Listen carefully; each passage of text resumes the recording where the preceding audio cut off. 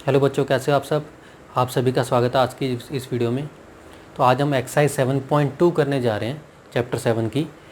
तो जिसका पहला प्रश्न है, निम्न में आप कौन से सर्वांग सम प्रतिबंधों का प्रयोग करेंगे। इसका पहला पार्ट है जिसमें हमें ये दो त्रिभुजें दी हुई हैं, ABC त्रिभुज और त्रिभुज DEF। और ये चीज़ें भी दी हुई हैं कि इन दोनों त्रिभुज में AC यानी ये वाली लाइन, ये वाली भुजा बराबर है DF यानी ये दोनों बराबर हैं। AB बराबर है DE यानी ये वाली, AB बराबर है DE यानी ये दोनों बराबर हैं। BC बराबर है EF यानी ये दोनों बराबर हैं।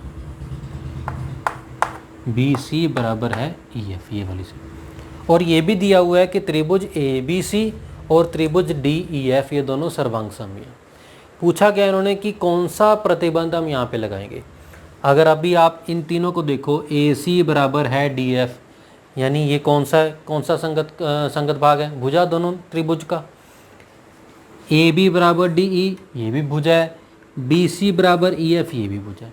यानी ये दोनों त्रिभुज सर्वांगसम क्यों हैं, क्योंकि इनकी तीनों संगत भुजाएं क्या हैं, बराबर हैं। इसका मतलब यहाँ पे हम कौन सा प्रतिबंध लगा सकते हैं, SSS प्रतिबंध, यानी साइड साइड साइड, या फिर इसको भुजा भुजा भुजा भी बोल सकते हैं।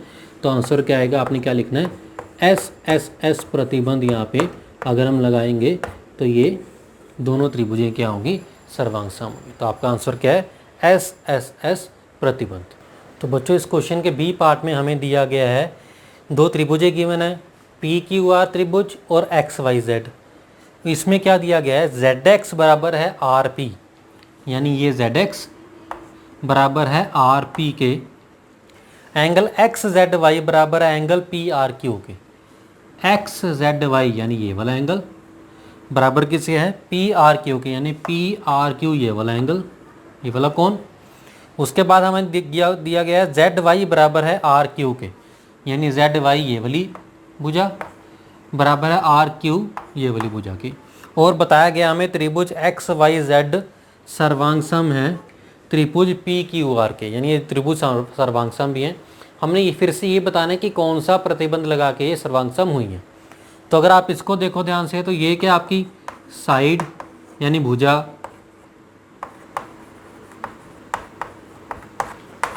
ये क्या आपका कोण, और ये फिर से क्या आ गई, भुजा। तो कौन सा प्रतिबंध हुआ, भुजा कोण भुजा, यानी साइड एंगल साइड, यानी SAS। यानी आपने कौन सा प्रतिबंध लिखना है इसका, SAS प्रतिबंध। तो आपका आंसर क्या आएगा इसका, SAS प्रतिबंध। तो बच्चों, पहले प्रश्न के तीसरे पार्ट में क्या दिया हुआ है, कोण MLN बराबर है कोण FGH। MLN यानी ये वाला कोण बराबर है FGH यानी ये वाला कोण। ये दोनों कोण बराबर हैं। ML भुजा बराबर है FG के, ML यानी ये वाली भुजा और FG यानी ये वाली भुजा भी बराबर है।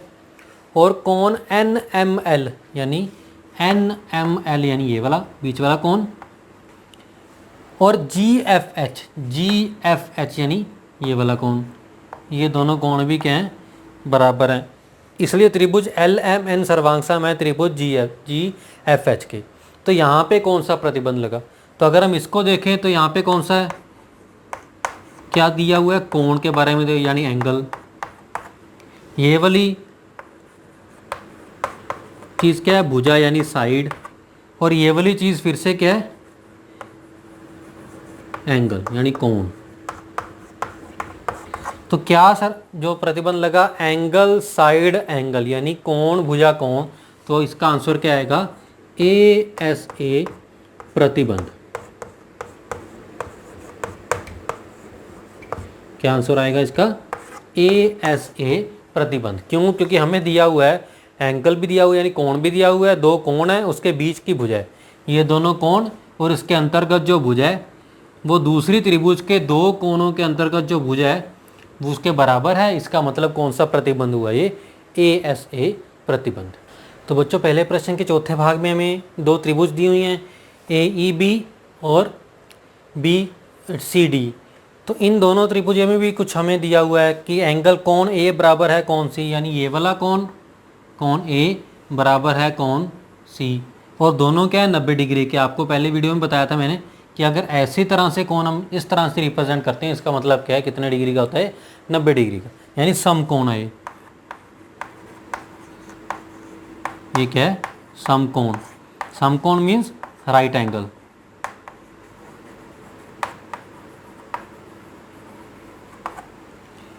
EB भुजा किसके बराबर है, DB के। EB और DB आपको बताया था 90 डिग्री वाला कोण होता है जो, उसके सामने जो भुजा होती है वो कौन सी होती है, कर्ण होती है। ऐसे यहाँ पे 90 डिग्री वाला सी है, इसके सामने ये वाली भुजा है, तो ये दोनों कर्ण बराबर हैं, यानी ये दोनों क्या हैं, कर्ण, यानी हाइपोटेनस। और AE भुजा बराबर है BC के। AE भुजा बराबर है BC के। ये कौन सी क्या है, भुजा आपकी, कोई भी भुजा बराबर हो सकती है दोनों में से, तो साइड। और इन तीनों के कारण क्या है, त्रिभुज ABE सर्वांग है त्रिभुज CDB के। अब ये कौन सा प्रतिबंध लगा, यहाँ पे कौन सा प्रतिबंध लगा, पहले राइट एंगल यानी R, फिर कर्ण भी बराबर यानी H, और फिर दोनों भुजाएं बराबर यानी साइड S। तो ये कौन सा प्रतिबंध हुआ, RHS प्रतिबंध। तो आपका आंसर क्या आएगा, RHS प्रतिबंध।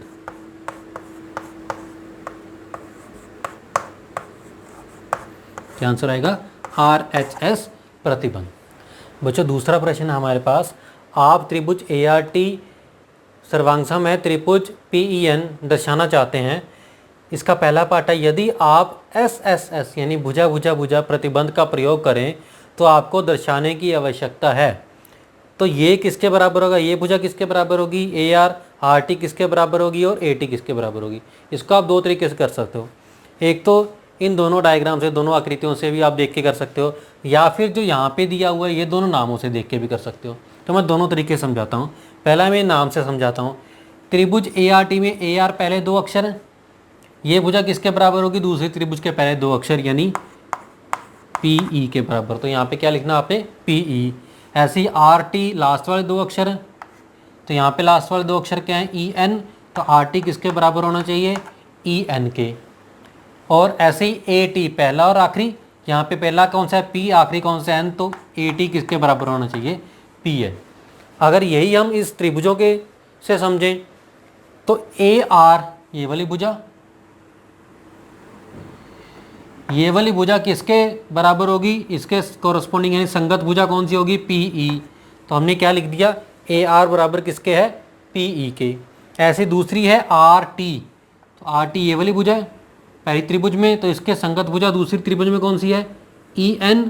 तो RT किसके बराबर होगा, RT बराबर होगा EN के। ऐसी तीसरी भुजा AT, तो पहली त्रिभुज में AT है, तो दूसरी त्रिभुज में उसके संगत भुजा कौन सी है, PN, यानी AT किसके बराबर होगा, PN के। तो यहाँ से भी आप कर सकते हो। तो दोनों तरीके में से जो आपको अच्छा लगे उससे आप इसको सॉल्व कर सकते हो पहले पार्ट को। ऐसे हमारे पास दूसरा पार्ट है, यदि यह दिया गया है कि कोण T बराबर है कोण N के, यानी ये वाला कोण पहली त्रिभुज में, इसके संगत कोण कौन सा है, कोण N, ये दोनों बराबर दिए हुए हैं, और आपको SAS प्रतिबंध का प्रयोग करना है, तो आपको आवश्यकता होगी। तो RT किसके बराबर होगा और PN किसके बराबर होगा। तो RT ये वाली भुजा है, इसके संगत भुजा कौन सी है, EN। तो RT किसके बराबर होना चाहिए हमारे पास, EN के बराबर होना चाहिए। ऐसे PN किसके बराबर होना चाहिए, ये वाली भुजा, इसके संगत भुजा कौन सी है, AT पहली त्रिभुज में। तो PN किसके बराबर होगा, AT के बराबर होगा। तो बच्चों जो दूसरे प्रश्न का तीसरा भाग है वो क्या दिया हुआ है, यदि दिया गया है कि भुजा AT बराबर है भुजा PN, यानी ये वाली भुजा पहली त्रिभुज में, दूसरी त्रिभुज की PN भुजा के संगत भुजा बराबर है दोनों, और आपको ASA यानी एंगल साइड एंगल प्रतिबंध का प्रयोग करना है, तो आपको आवश्यकता होगी। अब ASA में एक हमें साइड चाहिए यानी भुजा चाहिए, तो वो बराबर दे रखी है। तो उन्होंने बोला कि ये क्वेश्चन मार्क किसके बराबर होगा और दूसरा क्वेश्चन मार्क भी किसके बराबर होगा, यानी हमने बाईं तरफ भी क्या आना चाहिए वो भी लिखना है और दाईं तरफ भी, दोनों प्रश्नों में। तो भुजा दे रखी है तो हमें दोनों एंगल चाहिए, दोनों कोण चाहिए। कौन से दोनों कोण, जिन दोनों कोण के अंतर्गत ये भुजा है। तो AT भुजा पहली त्रिभुज में है, ये भुजा के साथ कौन से दो कोण लगते हैं, एक ये वाला और एक ये वाला। तो इसका मतलब एक कोण हम क्या लिख सकते हैं, अगर कोण टी, जो ये वाला कोण ले रहा हूँ, तो इसके संगत कोण दूसरी त्रिभुज में कौन सा होगा, पी एन। पी एन भुजा के दो कोण बनेंगे, एक तो एन और एक पी। तो टी के कोरोस्पोंडिंग यानी टी के संगत कोण कौन सा होगा, कोण एन। और दूसरी जगह क्वेश्चन मार्क, यहाँ पे भी हमें कोण ही चाहिए क्योंकि एक भुजा है, दो कोण चाहिए, एक कोण ये आ गया तो दूसरा कोण कौन सा होगा, कोण ए के संगत में कौन सा कोण होगा, कोण पी। यानी यहाँ पे आपने क्या लिख देना है, कोण ए बराबर है कोण पी। समझ आ गया बच्चों। तो हमने पहले ये देखना है कि कौन सा प्रतिबंध लगाना है, हमने ए प्रतिबंध लगाना है जिसमें एक साइड यानी भुजा हमें दी हुई थी, तो हमें दो एंगल ही चाहिए यानी दो कोण चाहिए। तो वो कौन से दो कोण चाहिए, जो इस भुजा को छू रहे हैं यानी टच कर, इसके जिसके अंतर्गत, जिन दोनों कोणों के अंतर्गत ये भुजा बनी हुई है। तो पहली त्रिभुज में जो ए टी भुजा थी, ये कोण ए और कोण टी के अंतर्गत बनी हुई है। दूसरी त्रिभुज जो में जिसमें भुजा पी एन थी, उसके अंतर्गत कौन से दो कोण है, कोण पी और कोण एन। तो कोण टी के जो संगत कोण है कोण एन है, कोण ए के संगत कोण कौन सा, कोण पी। तो कोण टी बराबर कोण एन लिख दिया हमने, कोण पी ए बराबर कोण पी लिख दिया, तो ये प्रूव हो गया। तो बच्चों तीसरे प्रश्न में हमने क्या पूछा गया है, आपको त्रिभुज ए एम पी और ए एम क्यू दोनों सर्वांगसम दर्शाना है। निम्न चरणों में रिक्त कारणों को भरिए। तो आपको एक टेबल दिया हुआ है और आपको एक आकृति दी हुई है, इसमें दो त्रिभुज हैं ए एम पी और ए एम क्यू। तो क्रम क्या है, पी एम बराबर है क्यू एम, यानी पी एम बराबर है क्यू एम। ये क्यों है, आप अगर ये साइन बना हुआ, आपको ये आकृति दे रखी है, इसका मतलब ये दोनों भुजाएं बराबर हैं, ये हमें पहले से ही दिया गया है। तो इसमें आपने क्या लिखना है, कारण क्या है इसका, क्योंकि ये पहले से हमें दिया है, तो ये इसका कारण है कि ये दोनों पहले से हमें गिवन है, यानी ये पहले से हमें बताया गया है आकृति में। ऐसे दूसरा भी, कोण पी एम ए बराबर है कोण Q M A. P M A यानी ये वाला कोण, क्यू एम ए यानी ये वाला कोण, ये भी कोण दोनों क्या दिए हुए हैं, बराबर दिए हुए हैं। तो ये भी क्या हुआ है, हमें कारण इसका भी क्या हुआ है, दिया है। उसके बाद ए एम बराबर है ए एम के, ए एम बराबर है ए एम के, इसको बोलते हैं हम दोनों त्रिभुजों में ये भुजा दोनों क्या सेम ही है ना, तो दोनों त्रिभुजों में ये भुजा क्या कॉमन है, इसको हम क्या बोलते हैं, उभयनिष्ठ। क्या बोलते हैं, उभयनिष्ठ।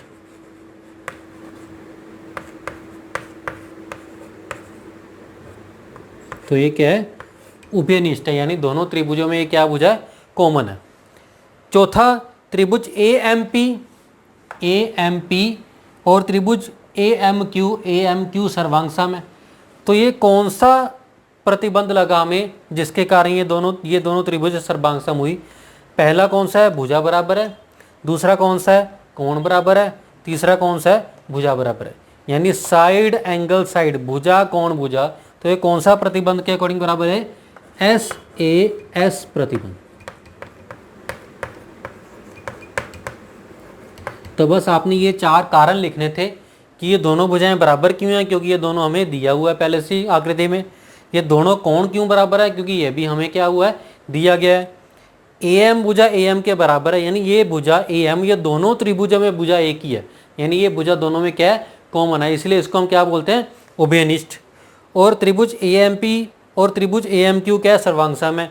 तो किस रूल से, क्या कारण है, कौन सा प्रतिबंध लगा यहाँ पे कि दोनों सर्वांगसम हुई, भुजा कोण भुजा, यानी साइड एंगल साइड, यानी एस ए एस प्रतिबंध।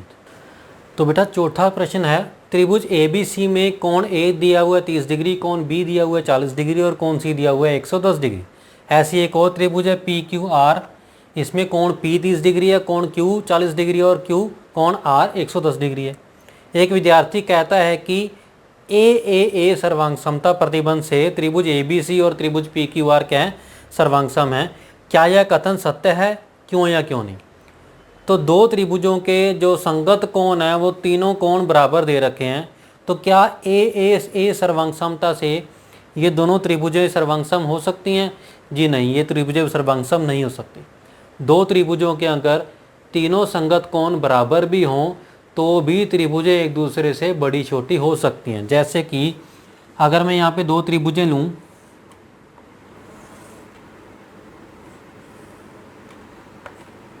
ए बी सी 30 डिग्री, ये क्या है 40 डिग्री, और ये वाला 110 डिग्री। ऐसे ही एक और त्रिभुज मैं यहाँ पे ले लूँ,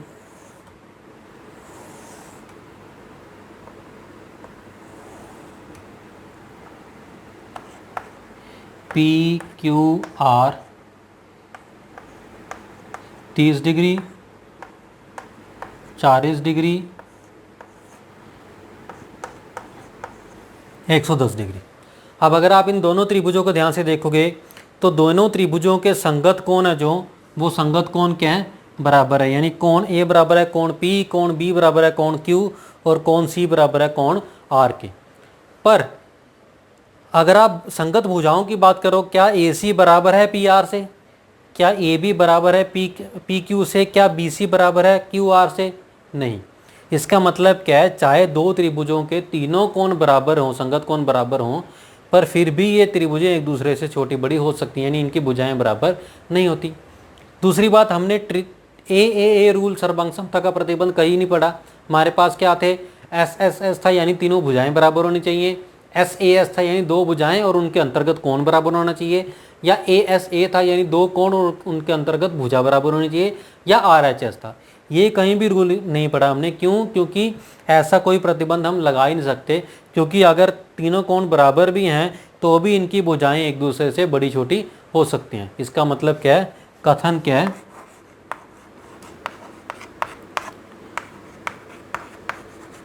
सत्य नहीं है, क्योंकि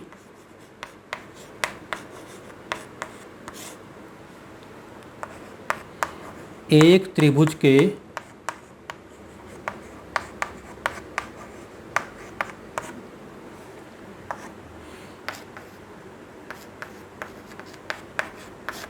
तीनों कोण यदि दूसरी त्रिभुज के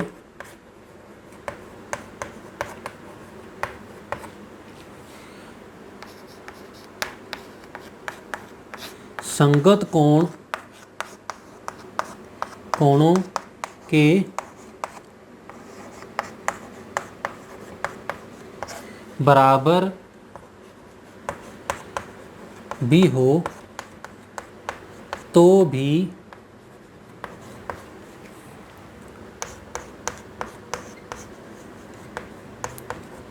त्रिभुजें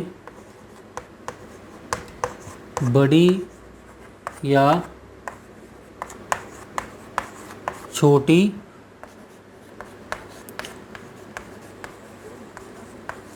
हो सकती हैं। यानी वही जो मैंने आपको बताया कि चाहे उनके संगत कोण त्रिभुजों के बराबर हैं, फिर भी त्रिभुजें एक दूसरे से बड़ी छोटी हो सकती हैं। इसका मतलब ये प्रतिबंध जो सर्वांग समता का प्रतिबंध है ए ये लागू नहीं हो सकता। यानी इसका मतलब क्या है, कथन असत्य है, यानी सत्य नहीं है। तो पांचवा प्रश्न क्या है बच्चों, आकृति में दो त्रिभुज ART यानी ART ये वाला तथा OWN सर्वांगसम है, यानी ये दोनों दिए हुए सर्वांगसम हैं, जिनके संगत भागों को अंकित किया गया है। संगत भाग इनके अंकित किए गए हैं। हम लिख सकते हैं त्रिभुज RAT सर्वांगसम है। त्रिभुज किसके, यानी ये त्रिभुज RAT किसके सर्वांगसम होगी। इस त्रिभुज में हम क्या लिखेंगे, कौन सी त्रिभुज के सर्वांगसम है, ये हमने बताना है। तो सबसे पहले इसके हमने संगत भाग लिखने हैं। तो त्रिभुज ART और त्रिभुज OWN के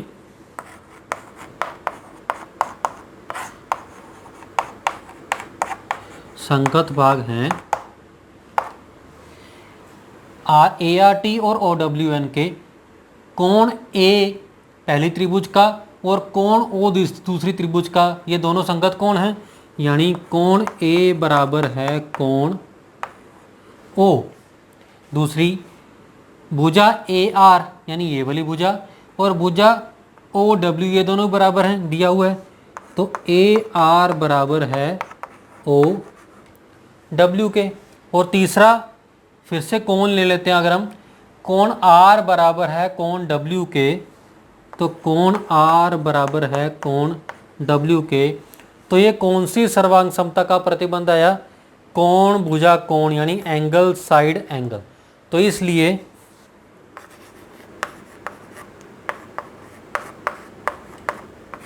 इसलिए त्रिभुज RAT सर्वांगसम है, यानी जो पूछा उन्होंने RAT सर्वांगसम किसकी होगी?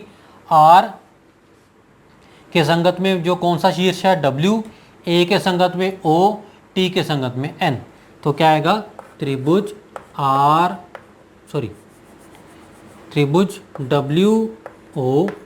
WON कौन सी है?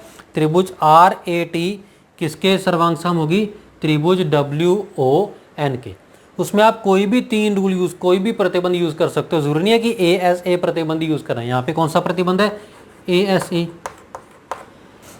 आप SAS प्रतिबंध भी यहाँ पे लगा सकते थे कि हमें 2 भुजाएं दी हुई हैं और उनके अंतर्गत एक कोण दिया हुआ है, वो प्रतिबंध लगा दो तो भी ये दोनों त्रिभुजें हमारे पास क्या होगी? सर्वांगसम होगी। जैसे मैंने यहाँ पे लगाया 2 कोण और एक भुजा, यानी ASA प्रतिबंध। तो आप SAS प्रतिबंध लगा के भी इसको कर सकते हो। तो आप आखिरी में इसके साथ ब्रैकेट लगा के प्रतिबंध भी लिख देना कि कौन सा प्रतिबंध हमने लगाया है। कौन सा प्रतिबंध लगाया है?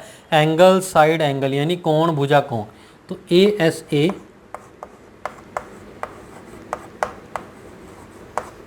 प्रतिबंध, आप इसको ASA प्रतिबंध लगा के भी कर सकते हो और आप इसको SAS प्रतिबंध लगा के भी दोनों त्रिभुजों को सर्वांगसम सिद्ध कर सकते हो। तो बच्चों हमारे पास छठा प्रश्न है, कथनों को पूरा कीजिए जिसमें हमें 2 आकृतियां दी हुई हैं। ये पहला पार्ट है और ये दूसरा पार्ट है।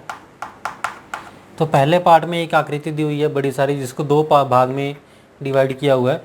उसमें बताना हमने त्रिभुज BCA कौन सी त्रिभुज के सर्वांगसम होगी, यानी त्रिभुज BCA किस त्रिभुज के सर्वांगसम होगी, ये हमने बताना है। तो हमने इसको कैसे बताना है? प्रतिबंध लगा के। तो कौन सा प्रतिबंध लगाएंगे ये हमने देखना है। तो त्रिभुज BAC और त्रिभुज BAT में कौन कौन सी चीज़ें दी हुई हैं बराबर? BC बराबर BT ये दिया हुआ है, ये 2 लाइनें इधर है 2 लाइनें इधर है, इसका मतलब क्या है? ये दोनों भुजाएं क्या है? बराबर है, यानी भुजा BC बराबर है भुजा BT के। दूसरी चीज़ ये क्या है? दिया हुआ है,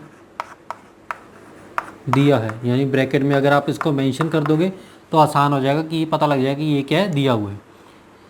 CA बराबर है TA के, यानी CA बराबर है TA के, ये भी दिया है, ये भी हमें आकृति में दिया गया है। BA बराबर है BA के, BA बराबर है BA के, ये क्या है? कॉमन है, यानी उभयनिष्ठ है। ये क्या है? उभयनिष्ठ है, यानी दोनों कॉमन है। तो अगर तीनों भुजाएं बराबर हों, 3 संगत भुजाएं बराबर हों, इसका मतलब क्या है? जो 2 त्रिभुजें क्या होगी? सर्वांगसम होगी। इसका मतलब क्या है? त्रिभुज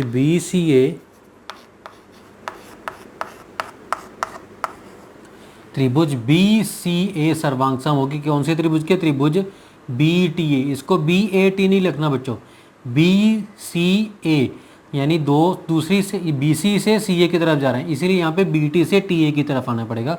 तो त्रिभुज किसके सर्वांगसम होगी? त्रिभुज BTA। कौन सा प्रतिबंध लगाया हमने? SSS प्रतिबंध। तो ये भी साथ में मेंशन करना है कि कौन सा प्रतिबंध लगाया हमने? SSS प्रतिबंध। ऐसे हमारे पास दूसरा प्रश्न है।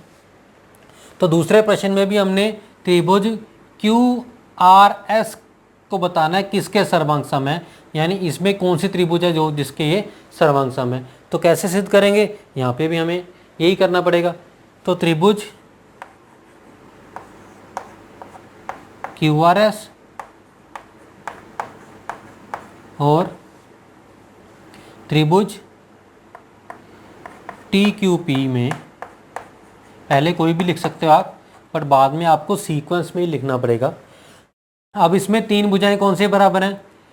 पी टी बराबर है आर पी के, यानी जो कोण में दो लाइनें लगी हुई हैं और इस कोण में एक लाइन लगी हुई है, तो दो लाइनों से एक लाइन की तरफ आ रहे हैं पी टी। तो यहाँ से भी हमने क्यू आर नहीं लिखना, इसको क्या लिखना आपने, आर क्यू, यानी पी टी भुजा जो बराबर है वो किस भुजा के बराबर है, आर क्यू। क्यों, ये हमें आकृति में दिया है, तो ब्रैकेट में हमने लिख दिया है। ऐसे ही जो भुजा पी क्यू बराबर है, किसकी भुजा के बराबर है, आर एस के। पी क्यू बराबर है आर एस के, ये भी दिया है। तो इसमें उभयनिष्ठ कोई नहीं है, इसमें तीसरी भुजा एक और बराबर दे रखी है, कौन सी, क्यू टी बराबर है एस क्यू के, यानी क्यू टी बराबर है एस क्यू के, ये भी हमें दिया गया है। इसका मतलब तीन भुजाएं बराबर हैं, दोनों त्रिभुज की तीनों संगत भुजाएं बराबर हैं। इसका मतलब एस एस एस प्रतिबंध के अनुसार ये दोनों त्रिभुजें क्या होगी, सर्वांग सम होगी। इसका मतलब त्रिभुज क्यू आर एस, यानी त्रिभुज क्यू आर एस सर्वांग सम होगी त्रिभुज टी पी क्यू के, त्रिभुज टी पी क्यू के। कौन से प्रतिबंध के अनुसार, एस एस एस प्रतिबंध के अनुसार। तो बच्चों 7वां प्रश्न है कि एक वर्गांकित शीट पर बराबर क्षेत्रफलों वाले दो त्रिभुज इस प्रकार बनाइए। उसका पहला पार्ट त्रिभुज सर्वांगसम हो, दूसरा पार्ट त्रिभुज सर्वांगसम ना हो, और आप उनके परिमाप के बारे में क्या कह सकते हैं। तो सबसे पहले जो पहला पार्ट है इसका, कि हमने दो त्रिभुज बनाने हैं जिनका क्षेत्रफल समान हो, बराबर हो, और वो सर्वांगसम भी हो। तो ऐसे दो त्रिभुज हम कैसे बना सकते हैं कि अगर हम दो समकोण त्रिभुज बनाएं, इसमें एक कोण क्या हो, समकोण हो। सब मान लिया हमने त्रिभुज ए बी सी, और उतना ही त्रिभुज क्या बनाए हम, पी क्यू आर, जहाँ पे ये क्या है 3 सेंटीमीटर, ये 4 सेंटीमीटर, और ये क्या है 5 सेंटीमीटर। ऐसे ये भी 3 सेंटीमीटर, 4 सेंटीमीटर और 5 सेंटीमीटर। ठीक है बच्चों, तो अगर आप इसको देखोगे, दोनों त्रिभुजों को देखोगे, तो ए बी के संगत भुजा कौन सी है, पी क्यू, बी सी के संगत भुजा कौन सी है, क्यू आर, और ए सी के संगत भुजा कौन सी है, पी आर। तो ये दोनों त्रिभुजों की तीन संगत भुजाएं बराबर हैं। इसका मतलब ये दोनों त्रिभुजें क्या है, सर्वांगसम हैं, जैसे पहले पार्ट में बताया। और दोनों का क्षेत्रफल भी बराबर होना चाहिए। तो अगर दोनों की तीनों भुजाएं बराबर हैं, अगर मैं एक का क्षेत्रफल ज्ञात करूं, त्रिभुज ए बी सी का क्षेत्रफल, तो क्षेत्रफल का फॉर्मूला क्या होता है, समकोण त्रिभुज का 1/2 गुना आधार गुना लंब। तो कितना आएगा, 1/2, आधार कितना है 3 सेंटीमीटर, लंब कितना है 4 सेंटीमीटर। तो 4 से 2 कट जाएगा, तो कितना रह जाएगा, ये 6 सेंटीमीटर पावर घात 2। तो ऐसे इतना ही क्षेत्रफल किसका आएगा, क्योंकि सारी भुजाएं बराबर हैं, तो ये किसके बराबर भी होगा, त्रिभुज पी क्यू आर के क्षेत्रफल के बराबर भी ये होगा। ठीक है बच्चों, इसका मतलब क्या है, ये दो त्रिभुज ऐसे त्रिभुज है जिनका हमारे पास क्षेत्रफल भी बराबर है और जो सर्वांगसम भी हैं। अब तीसरी चीज़ उन्होंने क्या पूछी है, आप उनके परिमाप के बारे में क्या कह सकते हैं। तो परिमाप कैसे निकालते हैं हम, तीनों भुजाओं को कि जो लेंथ है, जो उनकी लंबाई है, उनको क्या करते हैं, हम जोड़ देते हैं। तो अगर मैं त्रिभुज ए बी सी की बात करूं, तो 4, 3 और 5, 4 और 3 7, 5 12 सेंटीमीटर, इसका परिमाप कितना आएगा, 12 सेंटीमीटर। त्रिभुज पी क्यू आर की बात करूं, तो ये भी भुजाएं सेम ही है, यानी 4, 3 और 5, तो इसका परिमाप भी कितना आएगा, 12 सेंटीमीटर आएगा। इसका मतलब क्या है, दो त्रिभुजें जिनका क्षेत्रफल समान हो और जो सर्वांग सम हो, उनका परिमाप भी क्या होता है, बराबर ही होता है। इसका मतलब इसका परिमाप भी क्या होगा, इनका परिमाप भी बराबर होगा।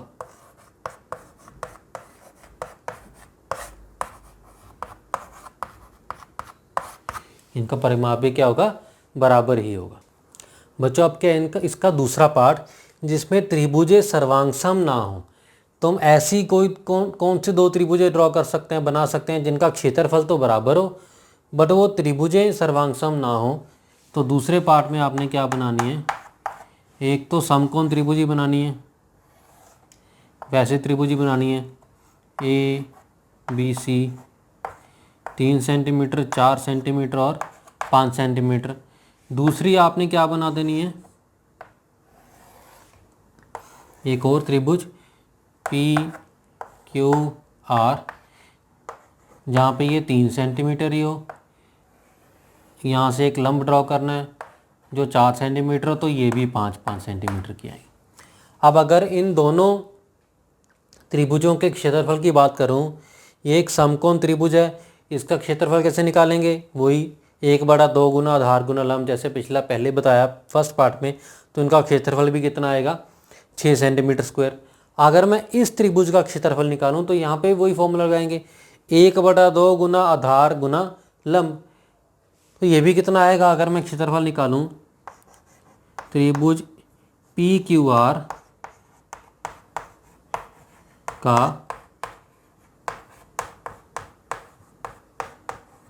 क्षेत्रफल किसके इक्वल होगा, 1/2 गुना आधार गुना लंब के बराबर। यानी इसका मतलब 1/2 गुना आधार कितना है इसका, 3 सेंटीमीटर, लंब कितना है 4 सेंटीमीटर। तो ये 2 से 4 कट जाएगा, फिर से कितना आ गया, 6 सेंटीमीटर स्क्वायर। और ये किसके बराबर भी है, त्रिभुज ए बी सी के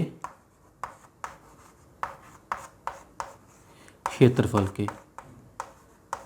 पर अगर हम इनकी सर्वांग समता को देखें तो ये दोनों त्रिभुज सर्वांग सम नहीं है। कैसे सर्वांग सम नहीं है, आपको बताया था तल आकृतियों के बारे में। अगर आपने पहली वीडियो अच्छे देखी हो तो वहाँ पे बताया था, दो अगर आपको आकृतियाँ दी हुई हैं, आप कैसे पता कर सकते हो दोनों सर्वांग सम हैं। एक आकृति को काट कर दूसरी आकृति के ऊपर रखना, अगर वो इसको पूरी तरह से ढक ले दूसरी वाली को, इसका मतलब क्या, दोनों सर्वांग सम। अब अगर आप इसको काटो त्रिभुज ए बी सी को और उसको पी क्यू आर के ऊपर रखो तो पूरी तरह ढक लेगी, नहीं, देखने से पता लग रहा है। इसका मतलब ये दोनों त्रिभुज सर्वांग सम नहीं है। तीसरी चीज़, इनका परिमाप बराबर है या नहीं। तो परिमाप कैसे निकालते हो, जैसे मैंने पहले बताया था, भुजाओं को, तीनों भुजाओं को त्रिभुज के अगर हम जोड़ देंगे तो हमारे पास क्या आएगा, परिमाप। तो अगर मैं परिमाप ए बी सी त्रिभुज की बात करूं तो वही चीज़ आएगी, 5 + 4 + 3 यानी कितना आ गया, 12 सेंटीमीटर। पर अगर मैं त्रिभुज पी क्यू आर के परिमाप की बात करूं तो ये कितना आएगा, 5 + 5 + 3 यानी 13 सेंटीमीटर। यानी इन दोनों आकृतियों के अनुसार क्या है, इनका परिमाप बराबर नहीं होगा। इसलिए क्या लिखना आपने,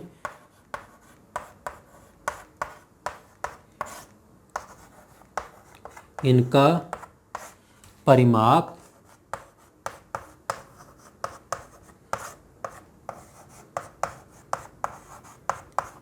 बराबर नहीं होगा।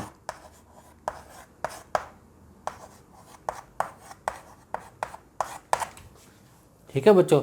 पर अगर ध्यान दो, इन्होंने कहा, क्या कहा था, वर्गांकित शीट पे, यानी आपने जो ग्राफ पेपर होता है उस पे ड्रॉ करना है। ये जो दोनों आकृतियां बनानी है, पहले पार्ट की भी और दूसरे पार्ट की भी, वो ग्राफ पेपर पे ड्रॉ करनी है, ताकि आपको जो ये लंबाई हो वो क्या हो, एग्जैक्ट बन सके। तो बच्चों 8वां प्रश्न क्या है, आकृति में एक सर्वांगसम भागों का एक अतिरिक्त युग्म बताइए जिससे त्रिभुज ए बी सी, यानी ये वाली त्रिभुज समकोण त्रिभुज है, और त्रिभुज पी क्यू आर ये वाली, ये भी समकोण त्रिभुज है, सर्वांगसम हो जाए। आपने किस प्रतिबंध का प्रयोग किया है, यानी जो दिया हुआ है इसके अलावा एक और कौन सा हम युग्म यहाँ पे लिख सकते हैं जिससे ये दोनों त्रिभुजें सर्वांगसम हो जाएं। तो दोनों त्रिभुजों की बात करते हैं, त्रिभुज ए बी सी और त्रिभुज पी क्यू आर में। तो बच्चों त्रिभुज ए बी सी और पी क्यू आर में क्या क्या गिवन है, कोण बी बराबर है, यानी कोण बी बराबर है कोण क्यू के। क्यों? क्योंकि दोनों क्या हैं ये 90 डिग्री के। आपको पता है, आपको पहले बताया था, अगर कोण को ऐसे दर्शाया जाए इसका मतलब कोण कितने डिग्री का होता है, 90 डिग्री का है। यानी ये भी 90 डिग्री का है और दूसरा कोण क्यू भी क्या है, 90 डिग्री का है। ठीक है बच्चों। उसके बाद मैं थोड़ी जगह छोड़ रहा हूँ, क्यों बाद में बताऊँगा। कोण सी बराबर है कोण आर के, ये भी हमें दिया हुआ है। कोण सी बराबर है कोण आर के, ये भी हमें दिया हुआ है। यानी ये वाला कोण और ये वाला कोण भी बराबर होगा। तो अगर दो कोण बराबर है तो उनके अंतर्गत जो भुजा ये भी क्या है, यहाँ पे दोनों क्या है, बराबर दी हुई। यानी बी सी भुजा बराबर होगी भुजा क्यू आर के। यानी ये वाली भुजा बी सी और क्यू आर ये भी क्या होंगे, बराबर होंगे। इसका मतलब ये कौन सा प्रतिबंध लग गया यहाँ पे, कोण भुजा कोण, यानी एंगल साइड एंगल। तो इस प्रतिबंध के अनुसार क्या होता है, त्रिभुज ए बी सी सर्वांग सम होगी त्रिभुज पी क्यू आर के। वो साथ में लिखना है कौन सा प्रतिबंध लगाया हमने, ए एस ए प्रतिबंध, क्योंकि उन्होंने क्वेश्चन में पूछा था कि कौन सा प्रतिबंध आप इसमें लगाओगे ताकि ये दोनों त्रिभुज क्या हो जाएं, सर्वांग सम हो जाएं। आपने किस प्रतिबंध का प्रयोग किया, तो कौन से प्रतिबंध का प्रयोग किया हमने, ए एस ए प्रतिबंध। तो बच्चों 9वां प्रश्न क्या है, चर्चा कीजिए क्यों त्रिभुज ए बी सी और त्रिभुज एफ ई डी क्या सर्वांग सम है। ये दो त्रिभुजें आपको दे रखी हैं, ए बी सी और डी ई एफ यानी एफ ई डी। ये बताना है दोनों त्रिभुजें सर्वांग सम क्यों हैं। तो हम कोई ना कोई रूल लगाएंगे, प्रतिबंध कोई ना कोई। हमारे पास 4 तरह के प्रतिबंध है, एस एस एस प्रतिबंध, ए एस ए प्रतिबंध, एस ए एस प्रतिबंध और आर एच एस प्रतिबंध। तो यहाँ पे देख के, क्योंकि दोनों समकोण त्रिभुज हमें लग रहा होगा कि आर एच एस प्रतिबंध लगा सकते हैं। तो राइट एंगल दिया हुआ है, भुजा दी हुई है, पर कर्ण नहीं दिया हुआ। इसका मतलब हमें कोई और प्रतिबंध लगाना पड़ेगा। तो पहले तो जो दिया हुआ है वो लिख लेते हैं कि कोण त्रिभुज ए बी सी और त्रिभुज एफ ई डी में कोण बी बराबर है कोण ई, कोण बी बराबर है कोण ई। क्यों? क्योंकि दोनों क्या हैं 90 डिग्री के हैं, क्योंकि इसमें ये निशान बना हुआ है कोण का। इसका मतलब क्या होता है कि दोनों कोण क्या हैं, 90 डिग्री के हैं। ठीक है। दूसरी चीज़, भुजा बी सी किसके बराबर है, भुजा ई डी के। बी सी बराबर है ई डी के। क्यों? क्योंकि ये दिया है हमें, जो आकृति हमें दी है उसमें ये चीज़ हमें दे रखी है। अब हम तीसरा एंगल ये नहीं यूज़ कर सकते, तीसरा कोण ये नहीं लिख सकते ताकि हमारे पास ए एस से रूल लग जाए। क्यों नहीं लिख सकते? क्योंकि हमने रूल में पढ़ा था, प्रतिबंध में पढ़ा था कि जब ए एस से प्रतिबंध जब हम लगाते हैं तो जो दो कोण होते हैं उनके अंतर्गत जो भुजा होती है वो साथ में बराबर होनी चाहिए। तो अगर हम ये दो कोण ले लें तो ये भुजा तो इसके अंतर्गत है ही नहीं।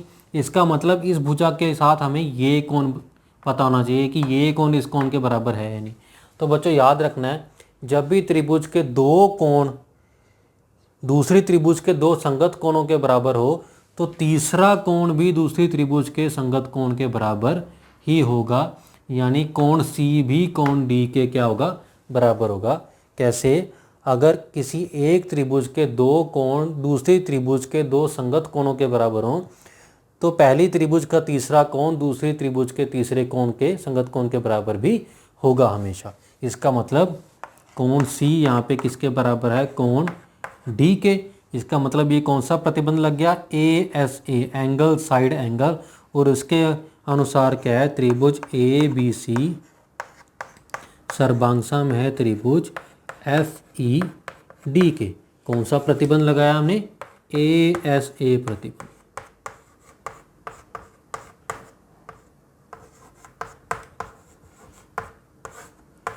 ए एस ए प्रतिबंध।